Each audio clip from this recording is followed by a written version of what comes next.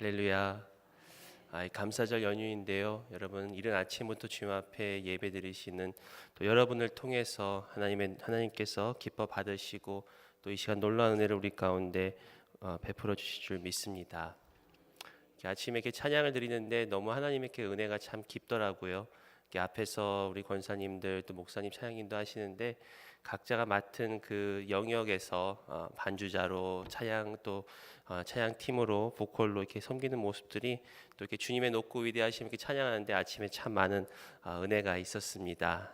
벌써 2017년이 이제 얼마 남지 않았는데 특별히 감사절 연휴 동안 더욱더 하나님의 은혜를 사모하시면서 누리시는 저와 여러분들 되었으면 좋겠습니다.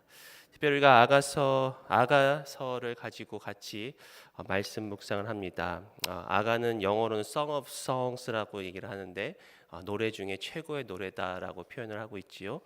특별히 솔로몬이 표현한 그 사랑의 노래고 지혜의 서신임을 우리가 잘 알고 있습니다. 참 이게 아가서를 볼 때마다 겉으로는 이 남녀간의 그런 어떤 육체적인 사랑, 특별히 솔로몬과 술람미 여인의 그 사랑을 표현한 노래라고 아름다운 시라고 우리가 알 수가 있지만 더 나아가서는 유대인들에게는 하나님과 백성 사이의 그 사랑을 상징한다라고 이야기를 할 수가 있습니다. 더 나아가서 예수 그리스도로 구원받은 저와 여러분들, 특별히 이 신약을 사는 저와 여러분들은 바로 그리스도와 이 교회의 사랑을 이 아가서를 통해서 우리가 볼 수 있지 않습니까? 특별히 십자가에서 이미 이루신 그 예수 그리스도의 사랑과 은혜가 이 아가서 가운데 풍성히 우리 가운데 쓰여져 있습니다.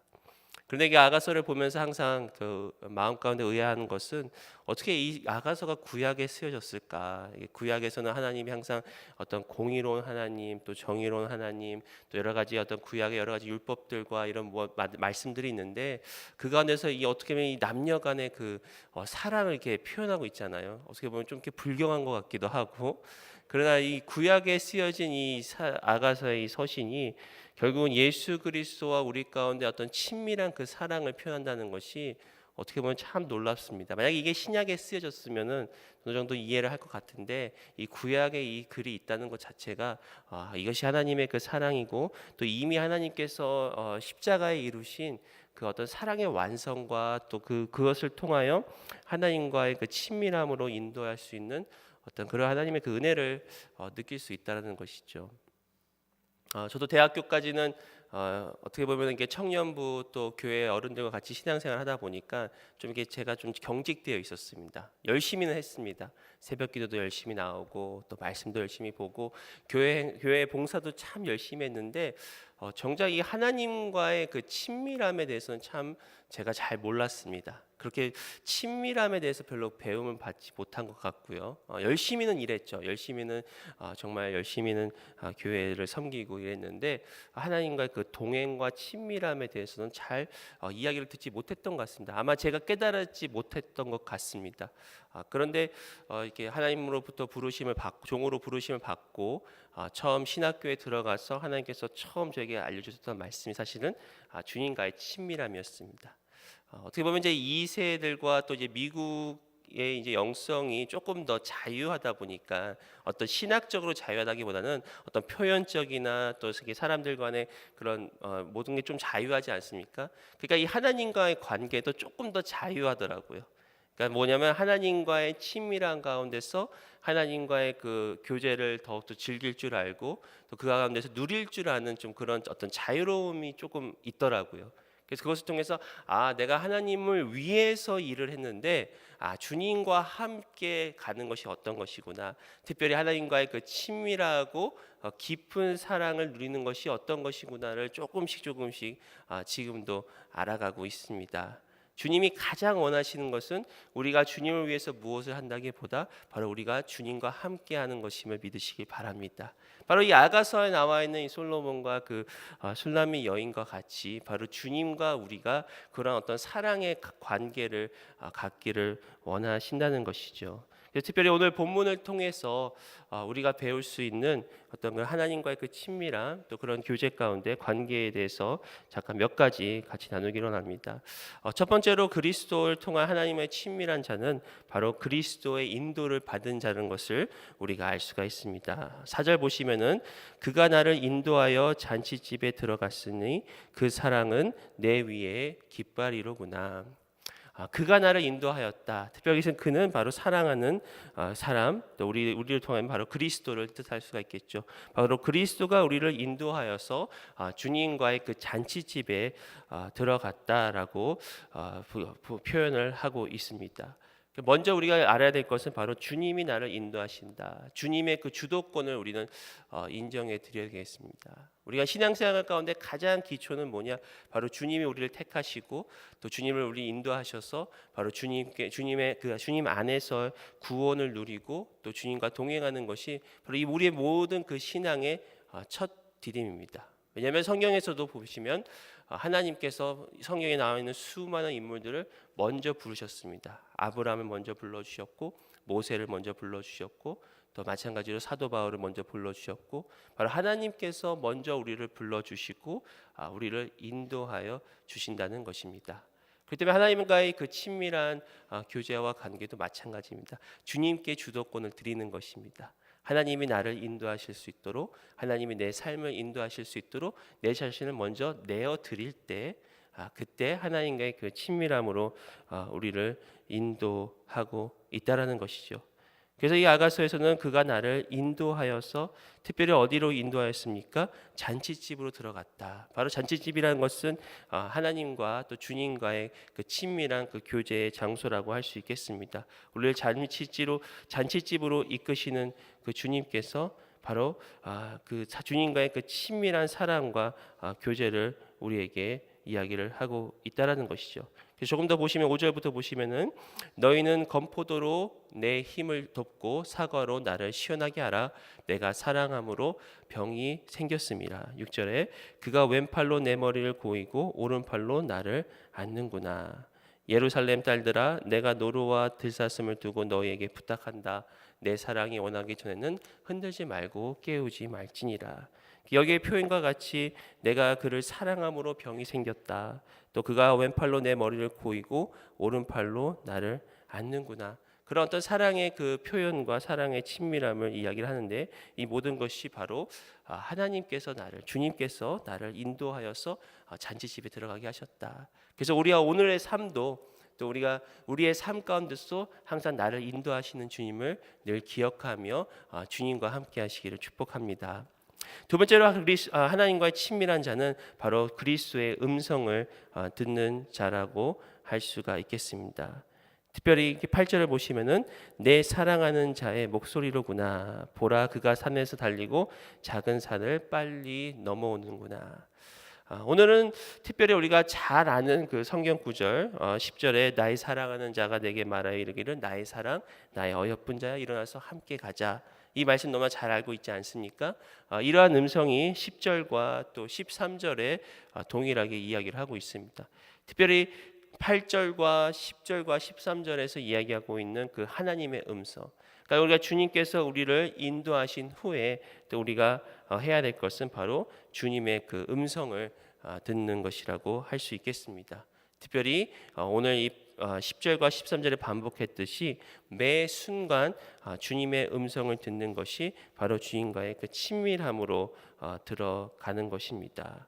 특별히 8절에 보시면은 그가 산에서 달리고 작은 산을 빨리 넘어왔다. 특별히 사랑하는 자가 산에서 또 빨리 넘어서 우리에게 오는 그 주님의 그 음성을 들으라고 이야기를 하고 있다는 것이죠.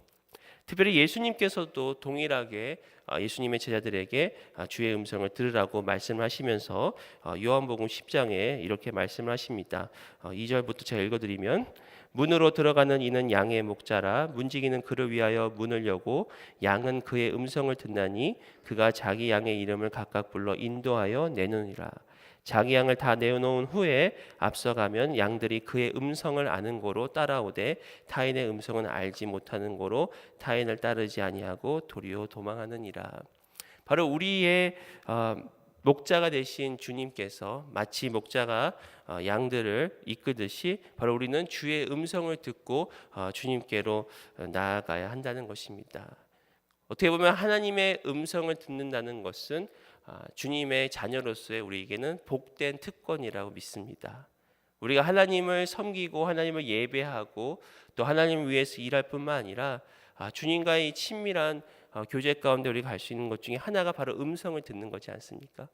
사랑하는 여인들이 서로에게 이야기를 하고 서로에게 고백을 하고 서로에게 음성을 듣듯이 바로 그리스도의 그 음성, 하나님의 그 음성을 듣는 것이 우리에게는 큰 은혜요 또 특권이라는 것이죠. 특별히 이 목자가 양들을 인도할 때 양은 그 목자의 음성을 듣는다고 이야기를 합니다. 특별히 이 양에 대해서 잠시 생각해보고 또 양에 대해서 많은 것을 우리가 알 수 있는데 그 중에 하나가 양은 시력이 굉장히 안 좋은데요. 그런데 이 청력은 굉장히 뛰어나다고 합니다. 그래서 제가 실제로 신학교에서 어느 교수님의 그 이야기를 들으면서 참 많은 이렇게 감동이 있었는데 특별히 이 신학교 교수님이 이스라엘에 가서 잠시 쉬고 있는데 그 앞에서 이 두 양떼가 지나가고 있었다고 합니다. 근데 하루는 이 두 양떼가 이 양을 치는 이 목자와 또 이쪽 양을 치는 목자가 이렇게 같이 만난 거예요. 만나다 보니까 양떼들도 자연스럽게 섞인 거죠. 그러니까 처음에 여기에 한 100마리의 양떼가 있었고 또 여기에 한 100마리의 양떼들이 있었는데 어떻게 하다 보니까 양들이 막 섞여 있습니다. 그러니까 이제 교수님이 좀 궁금했던 것이죠. 과연 이 양들이 어떻게 다시 이게 어떻게 구분할 수 있을까? 뭐 양의 어떤 뭐 꼬리표가 있는 것도 아니고 그렇다고 100마리를 일일이 다 구별할 수 없지 않겠습니까? 그런데 이 목자들이 어느 정도 좀 한 10분, 15분 대화를 나누고 나서 첫 번째 목자가 이렇게 얘기를 했다죠. 뭐 예를 들어서 나를 따르라 뭐 이렇게 하면서 좀 소리를 냈다고 합니다. 그랬더니 그 섞여 있는 양 중에 정확하게 반이 그 목자를 따라간다는 거예요. 그리고 나머지 목자가 이제 뭐라고 했겠죠. 이야기를 했겠죠. 신호를 보냈겠죠. 그랬더니 그 나머지 양들이 정확하게 그 목자를 따라와서 이 양들이 정확하게 이렇게 흩어지는 것을 보면서 이 양들은 그의 목자의 음성을 듣는다라는 것이 이런 거구나. 그러니까 실제로 자연적으로 양들은 그 청력이 발달하기 때문에 이 목자의 음성을 정확히 알고 있었다는 것이죠. 저는 그 얘기를 들으면서 이런 생각해봤습니다. 아마 개 중에는 잘못 갔은 양이 분명히 있을 거라고. 네? 그러지 않겠습니까? 그러나 어쨌든 간에 목자를 따라가긴 따라갔으니까 되는 건데 그러니까 우리가 여기서 참 중요한 교훈이 있는 것 같아요. 우리가 하나님의 음성을 들 때 정확하게 들어야 됩니다. 정확하게 주의 음성인지를 우리가 분별하며 드려야 한다는 것이죠. 근데 그 분별을 어디서 할 수 있습니까? 바로 하나님의 말씀을 통해서 우리는 분별할 수 있다라는 것이죠. 우리가 하나님의 음성을 듣는다는 것이 어떤 신비적이고 초자연적인 것으로 너무 생각하다 보면은 분명히 잘못된 길로 갈 수가 있습니다. 그렇기 때문에 우리는 이 말씀을 통해서 분별을 해야 되고 또 말씀을 통해서 분별함과 동시에 또 우리 그런 생활 가운데서 여러 가지 통로로 말씀을 주시는 그런 하나님의 음성에 귀를 기울일 줄 알아야 됩니다. 지난번에 경청의 영성이라는 책을 잠깐 새벽에 소개해드린 적이 있는데 경청이라는 것, 특히 하나님의 음성에 우리가 경청함을 통해서 주의 음성을 깨달을 수가 있고 또 이 경청이라는 것은 우리의 일반 생활을 통해서 물론 하나님의 말씀과 또 우리가 영적인 멘토나 또 설교자를 통해서 분명히 교사를 통해 주의 말씀을 들을 수가 있습니다. 그러나 그 외에도 여러 가지 방법을 하나님 말씀하신다는 것이죠. 우리가 읽는 책을 통해서 말씀하실 때도 있고 또 우리가 마음에 얻는 그런 감동을 통해서 또 어떤 상황이 막힐 때 특별히 하나님 앞에 상황이 막혔을 때 주님 앞에 경청하는 자세는 어떻게 보면 참 복된 자세입니다. 가끔씩 선교를 갈 때마다 계획대로 되지 않고 상황이 막힐 때가 있습니다. 그때마다 하나님께 묻는 그런 훈련을 하는 거죠. 하나님, 이 상황 가운데서 주님이 주시고자 하시는 음성이 무엇입니까? 또 우리가 고난과 환난 가운데서도 하나님의 음성을 들을 수가 있습니다. 마찬가지로 이러한 고난과 환난 가운데서 주님이 주시는 음성이 무엇입니까? 계속해서 기도를 하고 있는데 풀리지 않는 기도 가운데서 하나님이 주시는 음성이 무엇입니까? 또한 주위에 있는 사람들을 통해서 우리는 음성을 들을 수가 있습니다. 가족들이나 식구들이나 그러니까 모든 상황에 중요한 것은 하나님이 말씀하시느냐 안 하느냐보다 우리가 그 말씀 가운데 그 말씀을 경청하느냐가 중요하다는 것이죠. 왜냐하면 하나님은 모든 상황 가운데서 우리에게 말씀하기를 원하십니다. 하나님은 우리가 하나님의 음성을 듣기를 원하십니다. 그런데 그것을 우리가 경청을 통해서 마음을 열고 귀를 열음을 통해서 그런 하나님의 그 음성을 듣는, 특별히 이 사랑하는 그 주님과 또 주의 신부의 관계 안에서 이런 하나님 신랑의 그 음성이 듣는 것이 중요하듯이 저와 여러분들도 주의 음성을 날마다 들음을 통해서 하나님의 그 풍성하고 친밀한 은혜를 같이 나누기를 원합니다. 또 세 번째로 하나님과의 그 친밀한 교제는 바로 믿음으로 주님과 함께 가는 것. 특별히 자기가 처해 있었던 익숙한 환경을 벗어나 믿음으로 하나님과 함께 가는 것을 이야기할 수 있겠습니다. 아까 잠깐 읽어드렸지만 10절에 다시 한번 보시면 나의 사랑하는 자가 내게 말하여 이르기를 나의 사랑 내 어여쁜 자야 일어나서 함께 가자. 나의 사랑하는 자가 내게 말하여 이르렀다라고 고백을 하죠. 그러면서 우리에게 말씀합니다. 나의 사랑 내 어여쁜 자야 일어나 함께 가자. 이 10절은 바로 주님의 그 음성에 대해서 얘기를 하는데, 특별히 주님이 어떤 음성을 말씀하시느냐, 첫 번째는 나의 사랑 나의 어여쁜 자야라고 말씀하십니다. 바로 주님 안에서 내가 누구인가를 발견하는 그 음성이라고 할 수가 있겠습니다. 바로 우리가 예수를 믿고 구원을 얻는다는 것은 나의 정체성이 바뀌었다. 그전엔 내가 죄의 자식이었고 내가 그 어둠의 자식이었다면 이제는 빛 가운데로 우리 들어가게 하는 주님의 자녀라고 칭함을 얻는 그런 그 은혜의 자리, 바로 내가 주님 안에서 주님이 말씀하시는 것이요. 나의 사랑 나의 어여쁜 자야 내가 일어나 나와 함께 가자.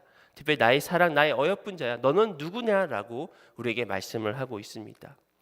예수님께서도 세례 요한에게 세례를 받으실 때, 또 특히 공생을 하시기 전에, 그리고 또 십자가를 지시기 전 변화산에서도 동일한 하나님의 음성을 들었습니다. 이는 나의 사랑하는 아들이요 내가 기뻐하는 자다. 그러니까 예수님도 하나님의 그 음성, 나의 사랑하는 아들이요 나의 사랑하는 자요 나의 기뻐하는 자다라는 그 음성을 들었듯이 우리도 날마다 주님 안에서 듣는 음성이, 들어야 할 음성이 바로 이것입니다. 나의 사랑 나의 어여쁜 자야. 왜냐하면 사단은 자꾸만 우리의 정체성을 흔들어 놓습니다. 내가 실수하고 넘어지고 또 주위의 환난과 어려움을 통해서, 역경을 통해서 자꾸만 우리의 정체성을 흔들어 놓습니다. 나는 복받지 못한 사람이야. 나는 때로는 더욱더 더 나아가서 나는 저주받은 사람이야. 내가 어떻게 이렇게 해도 예수를 믿는 사람인가라고 자꾸만 우리의 정체성을 흔들어 놓지만 하나님 우리에게 계속해서 말씀하십니다. 나의 사랑 나의 어여쁜 자야. 이는 내 사랑하는 자되요 또 내가 기뻐하는 자다. 왜냐하면 이 음성을 통해서 우리는 우리의 모든 그 신앙의 그 삶과 또 우리의 모든 그 하나님의 그 말씀의 순종함이 바로 이 음성으로부터 시작되면 우리가 알아야 된다는 것이죠. 우리는 자꾸만 종의 그런 생각을 가지고 나아갑니다. 제가 처음에도 말씀드렸지만 신학교 가기 전에는 열심히 교회를 섬겼을 때 자꾸만 그 가운데 마음 가운데서는 자꾸만 이 종에 대한 그런 노예의 그런 마음으로 했을 때가 있었거든요.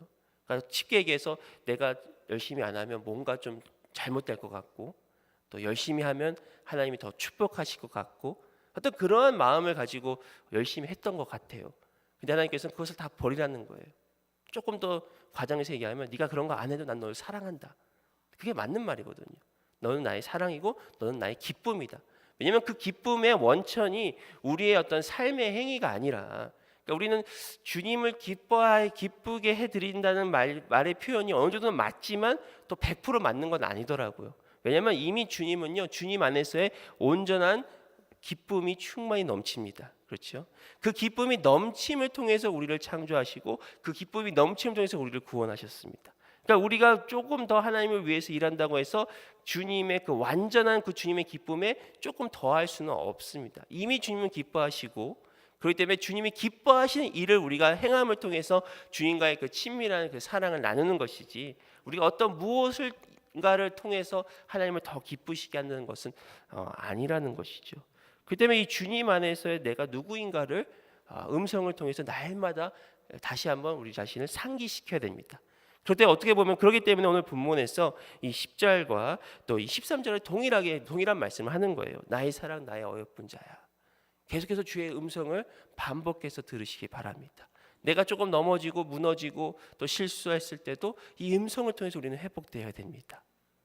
자꾸만 멀어지면은 뭔가 더 해서 더 열심히 해서 뭔가를 내가 메이크업 하려고 그러는데 그것이 아니라 주의 음성을 통해서 다시 우리가 회복되어지고 주의 음성을 통해서 우리가 다시 걸어 나아간다는 것이죠.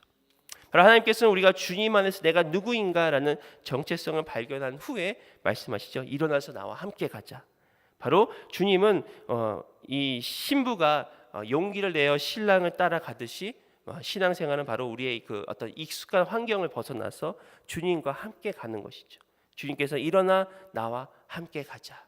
특별히 저 멀리서 신랑이 찾아와서 신부를 부르듯이 주님께서 일어나 나와 함께 가자. 바로 우리가 때로는 이 믿음이라는 것은 내가 익숙한 그런 환경을 벗어나 또 지난 과거와 또 내가 안락하게 있는 삶을 벗어나 주님을 따르는 것이 바로 믿음이라는 것입니다. 이것이 실제적으로 우리가 지금 살고 있는 곳을 떠나는 얘기가 아니라 어떤 영적이거나 또 환경으로나 그리고 또 어떤 분들은 내가 살고 있는 어떤 익숙한 환경에서 하나님께서 그곳을 떠나서 주님과 동행하는 그런 믿음을 이야기를 하고 있다는 것이죠. 그러한 하나님과 일어나 함께 가는 그런 삶 가운데 앞에 펼쳐져 있는 것은 바로 우리에게 새로운 시작을 말씀하고 있습니다. 11절에 보시면은 겨울도 지나고 비도 그쳤고 지면에는 꽃이 피고 새가 노래할 때가 이르렀는데 비둘기의 소리가 우리 땅에 들리는구나. 13절 무화과 나무에는 푸른 열매가 익었고 포도나무는 꽃을 피워 향기를 토하는구나. 나의 사랑 나의 어여쁜 자야 일어나서 함께 가자. 바로 우리가 하나님과 함께 동행할 때 하나님께서 우리에게 펼쳐진 것은 바로 이 새로운 또 특별히 이 11절부터 보면 겨울도 지나고 비도 그쳤다. 네. 얘가 무슨 말입니까? 새로운 이제 봄이 시작되는 것을 이야기할 수가 있죠. 추운 겨울이 지나고 또 그 겨울 동안 내렸던 그 비들이 그치고 이제 새로운 그 시작을 뜻한다. 바로 하나님께서는 우리에게 일어나 함께 가자라는 그 초청과 더불어서 우리에게 약속하신 것은 그 초청에 응하였을 때 특별히 우리가 익숙한 환경들 과거의 환경들을 벗어나 주님과 동행하기 시작할 때 하나님께서 허락하신 것은 바로 우리에게 새로운 삶을 약속하셨다는 것입니다. 믿으시면 아멘 하시기 바랍니다. 우리가 과거에 연연하였던 것들 우리가 과거에 이거 아니면 안 된다고 생각했던 것들을 내가 믿음으로 내려놓고 당장 눈앞에 보이지 아니할지라도 찬송가 가사 중에 이런 거 있잖아요. 이 눈에 아무 증거 아니 배어도 의심을 믿음만을 가지고서 늘 걸으며 이 찬송가의 가사의 고백이 얼마나 위대한 고백인지 눈에 보이지 않을지라도 의심을 버리고 내가 믿음만을 가지고 걸을 때 하나님께서는 우리에게 약속하셨다는 것이죠. 겨울도 지나고 모든 얼음 지나고 이제는 새로운 삶을 약속하셨다는 것입니다. 어떻게 보면 눈에는 보이지 않는 증거지만 이미 영원하신 하나님께서 우리에게 약속하셨음을 믿으시기 바랍니다. 하나님께서 우리에게 새로운 시작을 말씀하셨고 하나님께서 우리에게 복된 삶을 약속을 하셨기 때문에 비록 우리의 육안으로는 보이지 않지만 이미 하나님께서 모든 것을 다 예비하셨다는 것이죠. 그렇기 때문에 바로 이러한 새로운 시작을 통해서 하나님께서 우리에게 은혜를 베풀어 주실 줄 믿습니다. 우리가 2017년을 마무리하는 가운데 또 다시 한번 오늘 하루 새로운 시작을 우리가 꿈꾸기를 원합니다. 또 우리 인생 가운데서 날마다 우리를 돕는 은혜를 얻기 위해 날마다 보좌 앞에 나아간다라는 히브리서 기자의 고백과 같이 날마다 우리에게 새로운 하루를 시작하시는 주님, 날마다 우리에게 새로운 길을 열어주신 주님을 우리가 바라볼 수 있다라는 것이죠.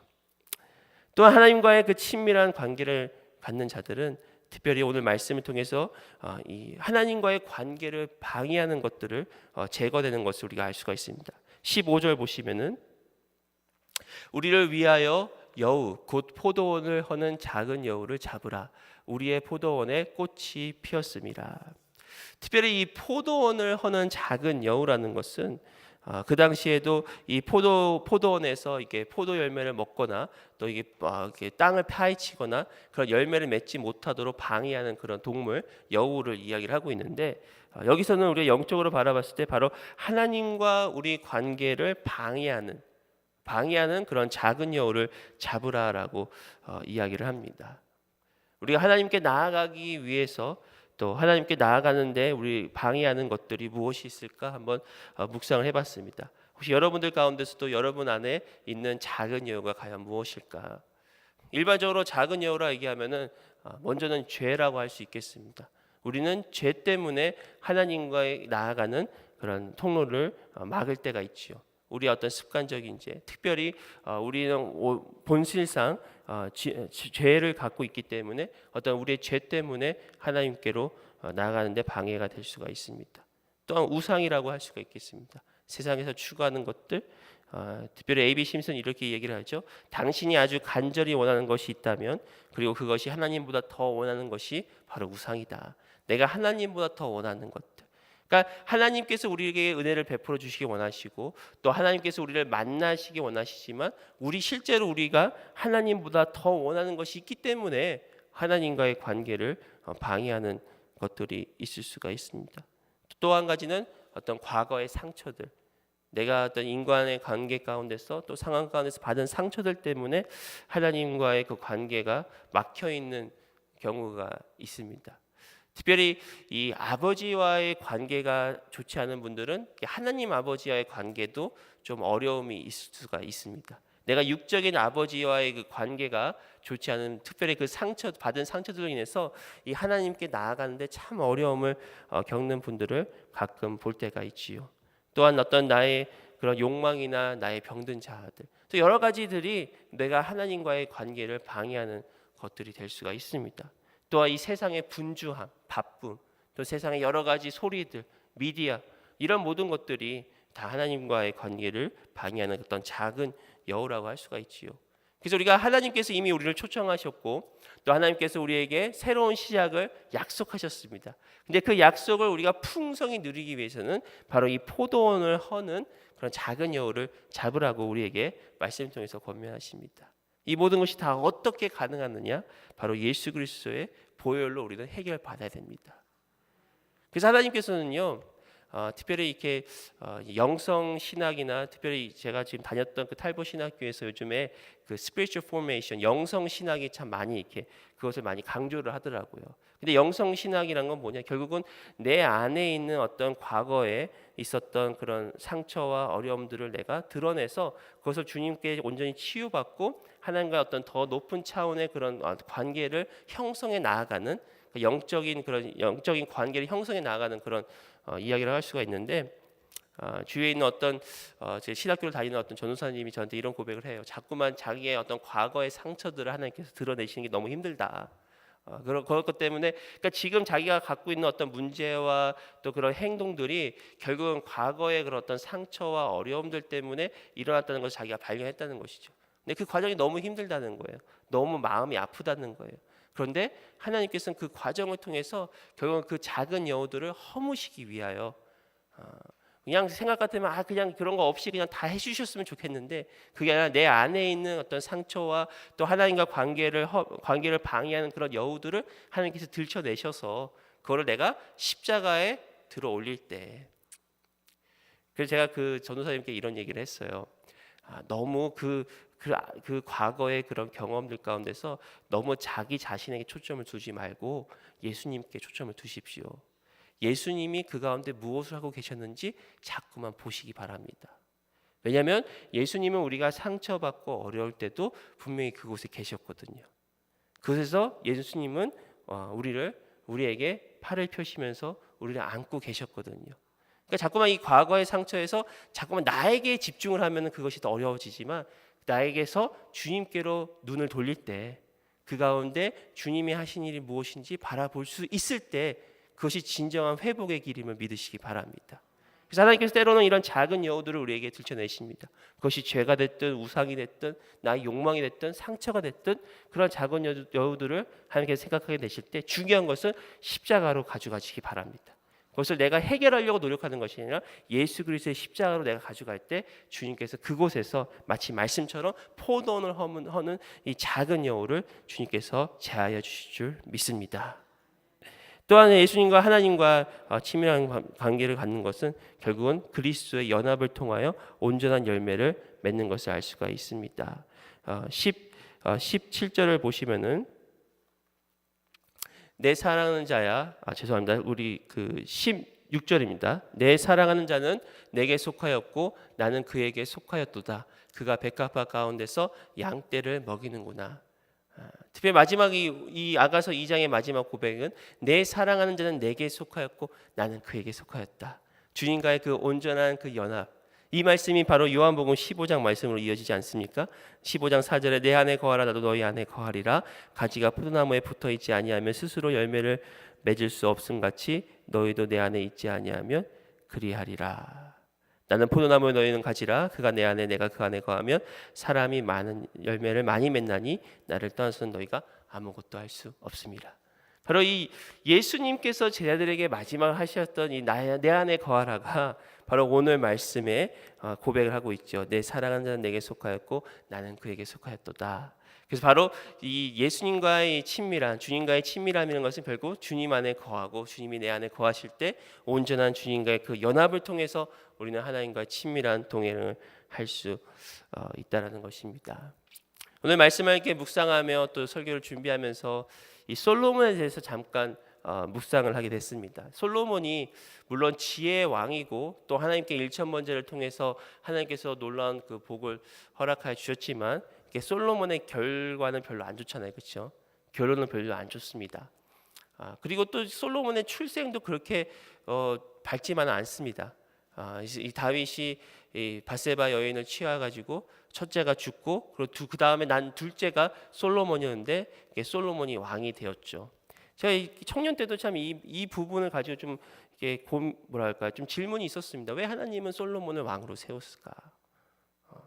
그리고 더 나아가서는 오늘 이 말씀과 같이 아가를 비롯해서 잠언, 전도서 또 시편의 두 편 정도를 솔로몬이 졌다고 하는데 이 솔로몬이 지금 이게 구약의 많은 부분을 차지하는 특별히 이 지혜서신 이 지혜서를 차지하는 그런 저자로서 이렇게 활동했는데 왜 솔로몬을 하나님께서 쓰셨을까?